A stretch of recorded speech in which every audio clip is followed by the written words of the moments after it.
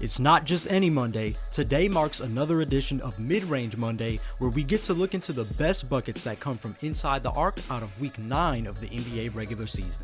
We tip off in Indiana, where a pair of teammates showcase their mid-range magic, starting with CJ McCollum, who displayed a crafty combo of dribbles before knocking down the step-back jumper. With the Pacers' defense not set, CJ sees an opportunity to get into the paint. With his first dribble, he leads with his left foot to set up a crossover to his right, only to then hit his defender with an in-and-out dribble into a behind the back. Ethan Thompson does an excellent job here keeping his feet active, not being overzealous in his approach against a scorer like CJ. Active feet allowed him to stay with his matchup and not go for any fakes. This is when CJ ends with a right to left between the legs cross, and is where Thompson finally gets caught out of position just slightly, which allows McCollum to earn his window to score. Of course, with Jay Huff waiting for him inside, CJ opts for the step back, giving him enough separation to comfortably shoot the free throw line Jay over Thompson. You'll never complain with the defensive effort Thompson displayed here. CJ just did a good job staying with his handle and not being anxious to just shoot any shot. It was his last dribble move that gave him the space he was looking for, and as a reward for his patience, he got 2 points for his team. Crafty yet patient work from CJ McCollum against a more than solid defensive effort. Later in the game, it was Bub Carrington who found some space in the paint and made Garrison Matthews look silly with the lethal spin jumper.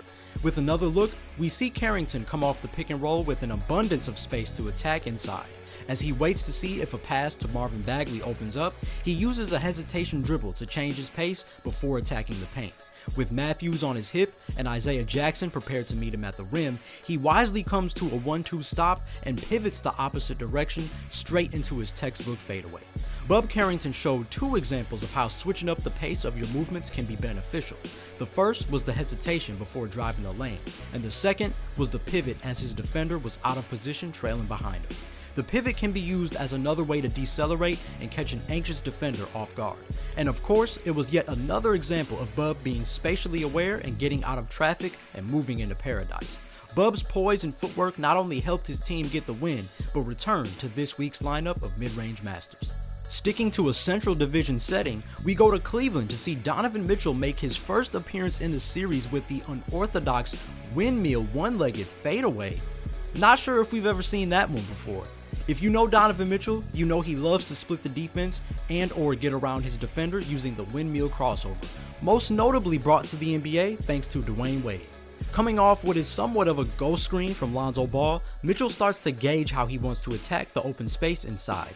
As he dribbles, he notices that Knippel tags him before eventually recovering in case he decides to pass to Lonzo for the 3.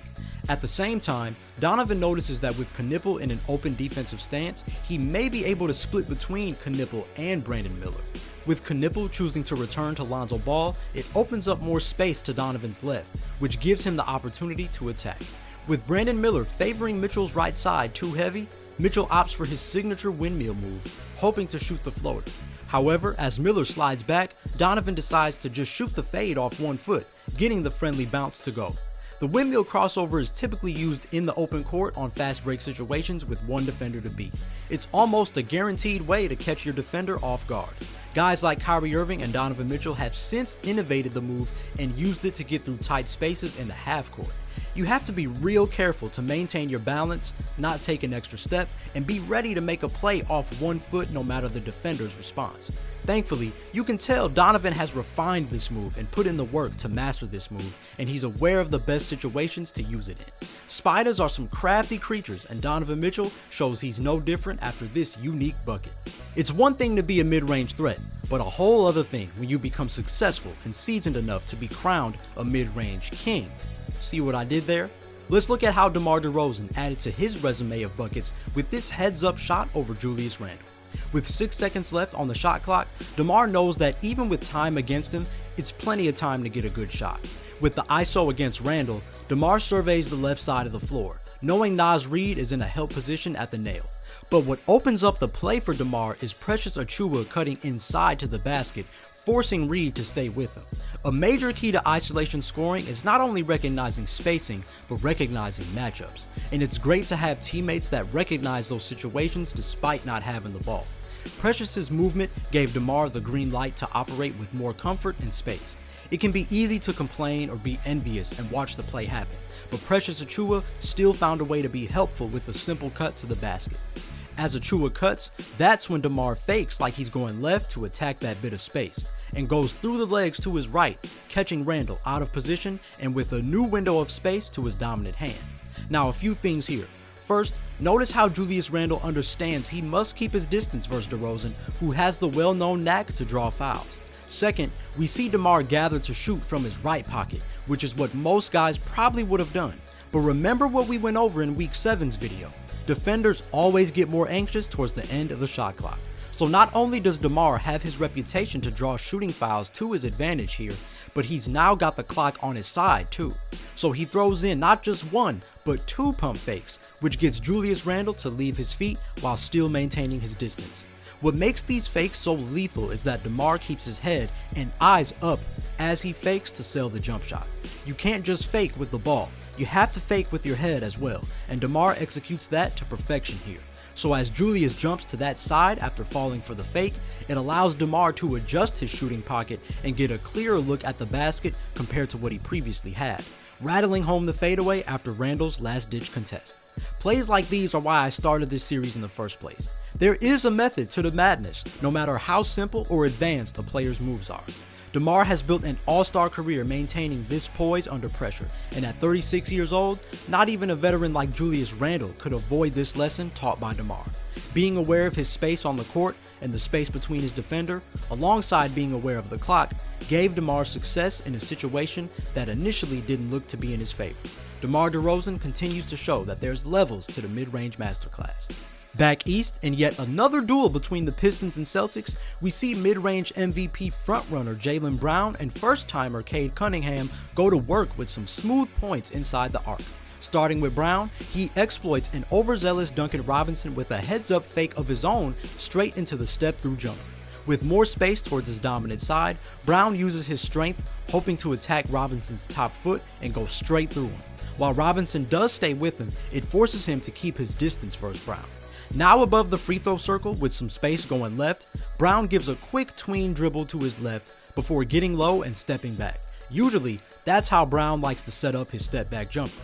But a step ahead of Robinson, Brown actually pump fakes, forcing Robinson to leave his feet and contest. Like DeMar DeRozan, Brown's head flick is what really sold that shot fake. This allows Brown to step through Duncan's left side and earn a wide open shot from the elbow. This isn't the first time this series we've seen Brown attack the space between he and Duncan Robinson. Both times Brown was able to use his strength to get closer to the basket, but this time, rather than elevating over him, he threw in a fake to throw off Duncan's solid defense. A great display of patience, knowing your personnel, and making use of counter moves. We've seen Jaylen Brown get deep into his bag much of this series so far, and this is yet another extension of what he can do with the rock. That said, Cade Cunningham would have his teammates back and get the last laugh, sending the Celtics home crowd into disappointment with the smooth dagger. With under 10 seconds left in the shot clock, Cade gets the ISO up top versus a really good defender in Derek White. With a fair amount of space in either direction, White is in a tough spot. Cade immediately goes to a double tween move, and we see it's the first dribble and launch towards his dominant side that successfully gets Derek White to jump to that side. Of course, as Cade continues the move, it opens up the left side for him to attack. Knowing White will be anxious to get back into position, Cade takes just one dribble going left before spinning back to his right, once again catching White out of position. Here, Cade comfortably hops back for extra space, giving White no chance to get an effective contest on his shot as he holds his follow through and puts his team up 5 with over a minute to go. The best isolation scorers are always a step ahead of their defenders. They put in the work on their moves, watch the film, and have visualized how their matchup might play them in different scenarios throughout a game. It is evident here that Cade was more than prepared to face a defender like Derek White and knew exactly how to attack him when his team needed to extend their lead. Cade is another scorer that plays the game with poise and a calm demeanor that only helps him in late game situations like these. He trusted his handle, got to his spot, and earned his first appearance on Mid-Range Monday with this cold bucket. But just when you thought that Mid-Range Monday was for the guards and wings, Alperen Sengun arrived to show you that that's not the case with this high top fade over Nikola Jokic. One thing I love about Alperen Sengun, he isn't afraid of a matchup. Another thing I love, he sticks to his fundamentals. Receiving the ball well beyond the three-point line, he sees Nikola Jokic waiting for him at the nail. Alperen does a good job not settling for the three or even the pull-up midi that he's adopted more this season. He attacks the space between he and Jokic and enters the post as Jokic retreats. Sengun probably should have took another dribble or two to back down Jokic or even force a double team to hit Thompson in the corner or more preferably hit him over the top on a cut to the basket. But with Hardaway Jr. loading up, Sengun goes for the spin only to get stonewalled by Jokic. Now in a tough position with his back to the hoop and having to make a decision so he doesn't get called for a 3-second violation, Sengun opts to trust his footwork. He sees a first shot, it's not really there. But then he pivots for a shot on the other side and wisely uses a ball fake to get Jokic to bite on that side just enough to once again pivot back another time. That said, Jokic still does a good job quickly getting back into a strong defensive position, but Sengun isn't fazed and steps away at an angle, gathering himself to shoot a high arcing fadeaway over the outstretched hand of Jokic, resulting in a switch. What a tough bucket in an intense Western Conference matchup. Sengun executed the fadeaway to perfection and trusted his footwork in a vulnerable position. Additionally, with Jokic not being the most athletic player, Sengun knew that a fadeaway would do the job as Jokic's contest was already as high as it was going to go. All he had to do was shoot over the top. Just like I said in week 7, sometimes fakes aren't just meant to trick your defender. More importantly, they can often buy you some time to get into a better shooting position before the defender is able to cut you off. That decision worked in Alperen Sengun's favor here and helped him represent the big man in this week's video. There's already been a good amount of fakes featured in this week's edition, and I'm happy to share that it only continues after this heads-up play from Kawhi Leonard. A closer look, Kawhi gets the ball in the right corner with former Defensive Player of the Year Jaren Jackson taking away his baseline drive as a help defender. But with good face-up positioning, Kawhi is able to rip through his defender towards the middle of the floor where there is much more room to work with. As Kawhi dribbles towards the paint, you'll notice that the Grizzlies have completely left Kobe Brown free in the corner, trusting Kentavious Caldwell-Pope to keep tabs on both Brown and Bogdan Bogdanovic. We will soon see how Kobe Brown helps Kawhi in the similar way Precious Achiuwa helped DeMar DeRozan earlier. As Kawhi seeks to initiate contact, Vince Williams does an excellent job standing his ground and Cam Spencer stunts to make Kawhi uncomfortable. With Williams all over him, Kawhi thinks about passing out to Bogdanovic, but at the last second realizes Kobe Brown has the lane for a backdoor layup. But here is where Kawhi gets ahead of the defense. Instead of making the expected pass to Brown, he fakes the pass, which not only stuns KCP, but as I stated earlier, gives Kawhi just a split second of time to disrupt Vince Williams' timing and positioning as a defender and open up the fadeaway going the opposite direction. What a high IQ way to turn nothing into something. The beautiful part about this fake is that it didn't just disrupt the timing of his defender, but it even faked out one of the help defenders. This is a great example of how shot fakes aren't the only way to get defenders off balance. Basketball is such a mental game as it is a physical game, and Kawhi's IQ certainly came in handy against some tough defense from the Grizzlies. Again, it could have been easy for Kobe Brown to get caught watching the play in the corner or force Kawhi to make a risky skip pass, but he was a proactive teammate and decided to be a catalyst in the play. While I'm sure he expected the pass, it was his movement that helped Kawhi score in the end. This is why it's so important, especially in today's game, to surround isolation scorers with players that are willing to move off ball. Kawhi Leonard remains one of the most skilled scorers in the game and is always efficient with his movements no matter the defense he's up against. He might be the epitome of the phrase that has shown up in this series time and time again. Say it with me, no panic, just buckets. Next, we head to the NBA Cup Championship between the Spurs and Knicks, where Jalen Brunson brought his footwork to the bright lights in Vegas, converting the and one after a mean jab step. After receiving the handoff from Mikal Bridges, Jalen maintains a low stance as he reads the defense. Despite Julian Champagnie forcing him towards his help in Keldon Johnson, there is more space there than there is towards his left, where Dylan Harper is ready to help at the nail. With this in mind, Jalen uses a strong jab step to fake like he's going to rip through towards his dominant hand. This ends up being the perfect move to get Champagnie to jump to that side and open up the driving lane to his right. He doesn't get overwhelmed by the amount of space there is and takes the straight angle, stopping on a dime and eventually pulling up to shoot as he feels his defender touch his shoulder, getting the and one. Notice the patience from Brunson to not take the first shot as he saw Wemby inching over to help, while feeling Champagnie playing too aggressive behind him. Brunson shot the ball as he felt Champagnie touch him, which the refs deemed enough to negatively affect his shooting motion. That small bit of attentiveness from Brunson gave him the opportunity to potentially turn 2 points into 3. In fact, the entire play was the epitome of getting more with less. No fancy size up, no wasted dribbles, no overthinking. It was really just a well-timed jab step that helped Brunson get to his spot inside. As a smaller guard, Jalen Brunson tends to work quite a bit for his 28 points per game, but he can score that much at his size because he keeps the game simple with plays like these. You may not like it, but one thing is for sure, Jalen Brunson is effective, and this effectiveness keeps him towards the top as one of the best scoring guards in the league. But Jalen Brunson ain't the only one on his team with crafty skills. From one Knick to another, we go to their game versus the Pacers to see the improved Tyler Kolek combine off-ball movement and dribble skills to sink a smooth jump shot off one leg. With Ethan Thompson denying Jalen Brunson on the wing, Kolek passes to Ariel Hukporti at the middle of the floor. Then, Jalen Brunson goes to set an off-ball screen for Kolek, where it's up to him to choose what happens next. With a bigger defender in Bennedict Mathurin on him, Kolek wants to make sure he runs him into Brunson's screen. While Brunson doesn't really get the chance to set the screen, Kolek does a great job of still using Brunson as a wall and stunting like he's gonna go over the screen, before retreating the other direction and getting the pass from Hukporti with a decent driving lane. But with Mathurin on his hip, Siakam waiting for him in the paint, and Nembhard stunting from the corner, Tyler Kolek's driving lane collapses quickly. But instead of panicking and dribbling into traffic, he dribbles behind his back, which creates a good amount of space for Kolek to shoot the one-legged fade over Mathurin, who doesn't even attempt to contest. As a role player, it can be very easy to defer to the star and try to get them the ball even against tight defense. Tyler Kolek did a great job recognizing his opportunity to make a play by initiating it with great off-ball movement and finishing it with an instinctual dribble to overcome a defense that loaded up on him. I didn't know he had this kind of shot in his bag, but that's the beautiful thing about today's NBA.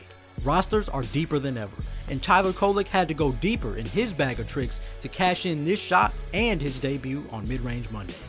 Speaking of deep bags, we head to Oklahoma to see the superstar with arguably the deepest one, Shai Gilgeous-Alexander, who used the transition opportunity to execute the shifty hezi pull. Look at the change of pace from SGA here. Transition opportunities become the best situations to get buckets because the defense is slower to get set, and we see that in this play versus the Clippers. As Shai brings the ball up, you can tell he's looking at Brook Lopez, who is still communicating to his teammates as they seek to get into a favorable position. Unfortunately, Lopez is so focused on that side of the floor, it allows Shai to take advantage and attack the paint that Lopez is supposed to be protecting. He goes into a left to right hezi cross, although Kobe Sanders does a good job staying in front of him. Additionally, it allowed Brook Lopez to patrol the paint and keep his eyes on Shai. Now with his driving lane cut off, he snatches back, creating space between he and Sanders. In this moment, Shai could probably get low and drive towards the space to his left, and maybe draw a foul like we've seen him do many times. Instead, Shai uses another hesitation to lull his defender to sleep a bit before raising up to shoot the open free throw line jumper. Notice how Kobe Sanders settled for the face guard as he was determined to maintain his distance from Shai. Of course, the face guard may obstruct the player's view of the hoop, but isn't as impactful as a traditional shot contest, especially when you consider most professional basketball players have shot so many shots that they can rely on muscle memory even if their view is obstructed. Case in point, this was solid defense against a guy like Shai Gilgeous-Alexander, who you cannot afford to be physical with, nor can you afford to sag off. Just a classic case of good defense, better offense. Shai capitalized off the transition opportunity and went to work, reclaiming a spot on the Mid-Range Monday lineup in exciting fashion. Over in Milwaukee now, Kevin Porter Jr. returns to the series after using a smooth spin move to get to his shot in a tough spot on the floor. The Raptors are playing crazy defense here, as it looks like they chose to trap Kevin along the break. With Mamoukalashvili on Bobby Portis and quickly on AJ Green, it forces Brandon Ingram to monitor any cross-court pass to Miles Turner or Gary Trent Jr. As KPJ passes to Trent, the Raptors defense continues to scramble as they load up the box. The ball eventually gets back to KPJ in the corner, who thinks about the catch-and-shoot three over the taller Scotty Barnes. He chooses to try to tightrope the baseline instead, only to be met by Barnes. In a tough position where it's easy to step out of bounds, KPJ wisely spins the opposite direction away from Barnes, getting him further away from the baseline and his defender. After this, he takes an extra step back for increased separation and knocks down a much better look than what he initially had. The Bucks did a good job making the Raptors defense work, using passes and drives to keep the defense guessing. And KPJ did a great job making Barnes work after playing aggressive defense most of the possession. If you're going to get caught in the corner, it's imperative that you keep your dribble alive, and KPJ exercised great instincts to not let Scottie Barnes wall him up and turn the ball over. Shots like these can be demoralizing to a defense that worked extremely hard for a majority of the shot clock. KPJ is quietly one of the more instinctual hoopers in the game, and he once again reminded us that the best scorers never focus on the problem, they actively look for solutions. And what a solution created by Kevin Porter Jr. Down in New Orleans, S-tier hooper Kevin Durant used his signature double crossover to set up a flawless fadeaway over Herb Jones. And yes, yet another ball fake is featured in this week's edition. As KD walks up the floor, Herb Jones stays in lockstep with him, doing his best to mirror his movements. He's actually doing so good that it catches him off guard when KD throws a quick crossover to his left, temporarily getting Jones out of position. Playing with direction now, KD immediately decides to hezi cross back to his right, successfully forcing Jones to zigzag and find himself out of position once again. As KD attacks the space towards his dominant side, he knows Jones will be trailing him, eager to time his contest and try to block the taller KD. That's when KD gives the windshield wiper pump fake, as he simultaneously fakes out Herb Jones and adjusts his shot pocket, freeing up a good look at the basket with Jones on the opposite side with his back turned. Not the ideal guarding position. And of course, KD sinks the smooth shot late in the fourth quarter. From the buildup of his crossovers to the shot fake, KD offered an excellent display of change of pace and change of direction. Herb Jones had 7 steals up to this point, so KD knew he couldn't afford to play with his food. He dribbled with purpose, seeking to get a good angle against an all-defense level matchup. And once he did, he gave him an all-NBA bucket, taking advantage of his size to sell the fake and cash in the fadeaway. No matter the defense, it's always cash for Kevin Durant. Easy money indeed. Then we go to Phoenix, where the Warriors were in town to face the Suns, and here is where Brandin Podziemski decided to give the Warriors some mid-range Monday representation with the difficult, off-balance rainbow fade over Jordan Goodwin. With under 10 seconds on the shot clock, Brandin gets the ball on the right wing, where he receives a screen from Quentin Post. But not just any screen, it's a bit of a Gortat screen as he runs straight into Goodwin and drags him out of position, hoping it frees up a driving lane for Podziemski to get a shot in the paint. You gotta give Brandin credit for using a between the legs dribble to change direction upon Phoenix's switch and use Post as a lead blocker, so to speak. However, as he dribbles to the free throw line, he struggles to fully seal the bigger Oso Ighodaro, and Goodwin is able to return to his original matchup on Podziemski. The recovery actually gave Brandin a bit of space to get a shot off though, but rather than shooting, he joins our list of pump fakes and seeks to initiate contact on Goodwin, only for Goodwin to evade Podziemski and maintain solid defensive positioning. But Brandin doesn't give up on the play as he maintains his footing, adjusts his positioning, and finds an angle where he can fade away from Goodwin and still get a good look at the hoop. With Goodwin meeting him up top, Podziemski is sure to put enough arc on the shot to watch it rattle through the hoop, scoring a well-earned bucket with limited space to work with.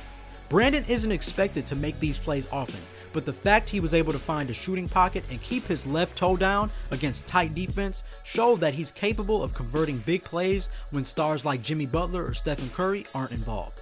You never know who's going to pop up on Mid-Range Monday. Shout out to Brandin Podziemski for being the latest new face to make his mark inside the arc.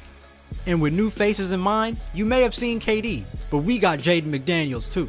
Look at him use basic but effective fakes to score against the active OKC defense. Upon receiving the skip pass in the corner, Jaden McDaniels is aware of 3 things. First, Alex Caruso closing out strong against him. Second, Alex Caruso also being prepared to deflect a pass to Julius Randle on his left. And third, that there might be a lane for a baseline drive with Caruso closing out hard. Trusting the latter, Jaden gives Caruso an excellent juke jab, faking like he's going to drive along the baseline. This well-timed fake forces Alex Caruso to jump towards the baseline and get beat off the dribble as McDaniels dribbles into the space to his left. With Isaiah Hartenstein coming up to help, Jaden gives him a smart pump fake, as Hartenstein is usually a player that is eager to challenge shots. As he catches Hartenstein jumping for joy, he then goes into the mid-range shot that he's developed the past couple seasons now, hitting nothing but nylon after great offensive execution. Jaden McDaniels showed just how much he was ahead of OKC's defenders. He read Caruso's closeout like a book and picked the perfect move to attack him. After that, he just knew Hartenstein was liable to leave his feet, so he didn't take the first shot, but was wise enough to create the second shot that appeared after his fake. It only took 2 dribbles for Jaden McDaniels to score here, as he benefited from instinctual ball fakes. Basketball doesn't require you to be the most athletic or the most talented. While those traits are a plus, the game very often rewards those that polish their skills and win the games within the game. One of those games is timing, and Jaden McDaniels showcased that here. The mid-range game has become a strong point of his game, and it's fitting that he joins Anthony Edwards and Julius Randle as the third Timberwolf to be featured on Mid-Range Monday. In Philadelphia, the Sixers may have gotten the win, but it didn't stop Mavericks guard Brandon Williams from putting Jared McCain on skates with this show-stopping behind-the-back dribble. After the pick from Max Christie, Williams gets a more favorable matchup against McCain with that whole right side of space to work with. Then, he does a great job attacking that space with a slight change of pace, but tons of speed, forcing McCain to slide his feet. With McCain on his hip the entire time, Williams simply stops on a dime with a behind-the-back move, sending Jared McCain flying out of bounds. At this point, there's nothing but space for Brandon, as everybody, even the players, are just waiting for him to finish the play. Thankfully, he does, knocking down the easy step-back J. Man, sometimes a dribble is so lethal that it does most of the work for you, and that's what happened here with Brandon Williams. The stronger the handle, the more opportunities you're able to create, and Williams used his to add to his highlight reel. He's another silent threat in this league, but definitely a player that specializes in getting buckets. With moves like these, I wouldn't be surprised if Brandon Williams returns to the series at some point. Go ahead, Brandon. Up north, in another matchup between the Celtics and Raptors, Payton Pritchard protected the peel to perfection and made this late shot clock fade look easy versus the Raptors defense. One more look, we see the Raptors loading up their defense yet again. This allows them to deny passes to shooters while containing the ball handler up top. Knowing Jamal Shead is waiting for him on his right and Ochai Agbaji is doing the same on his left, if Payton Pritchard wants to score, he has to attack Emmanuel quickly head on. As he inches towards his right, he uses a quick change of pace between the legs dribble to go back to his left hand and attack the middle of the floor. Then, he uses a little hesitation move to once again change his pace as he attacks the space between he and Quickly. As he does this, he immediately spins back towards his right, successfully preventing himself from dribbling into traffic. And while it seemed he had a quick lane to the hoop, Quickly is able to stay in front of Pritchard and forces him to pick up his dribble. But Payton doesn't panic, as instead of shooting a tough drifter or turnaround fade, he wisely drags his left foot back to square himself to the hoop and step back for a more comfortable shot over Quickly. Even though he created a decent amount of space, he actually fades back on his shot, which gives Quickly a tougher contest as he's forced to watch Payton's shot fall through the net. I said it before and I'll say it again. You do not want to mess with Payton Pritchard. His bag is deep. This shot is a great example of how to protect the ball and move quickly and efficiently against a loaded defense. He dribbled at an angle, then protected the ball with his body, and ultimately faded away from his defender. He never gave the defense an opportunity to poke the ball or affect his shot window. Just purposeful movement and excellent footwork. You can always expect purpose and precision from Payton Pritchard. And alliteration too. And last but not the least, we go back to the Big Easy to see the Big Easy, rookie big man Derik Queen, certainly make this Dirk fade over Jay Huff look just that, easy. As we look at it again, welcome to 2025 basketball, where guards and wings set screens for their bigs. Jordan Poole goes to set a screen on Jay Huff, but Andrew Nembhard's physical defense prevents it from happening. So Queen keeps going, getting a second screen from Trey Murphy, which is a bit better but still doesn't give Queen a mismatch.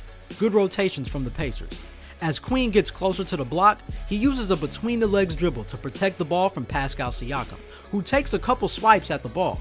After the between-the-legs move, Queen then spins, once again preventing Siakam from swiping the ball on his blind side. As he gathers the pill, he knows he's against the taller defender and league-leading shot blocker Jay Huff, so he confidently steps back and elevates off one foot to give himself just enough space to hit the smooth, old-school fade over Huff. Funny enough, I don't think J Huff saw that coming from the Rook, proving that Derik Queen possesses a skill set well beyond his years.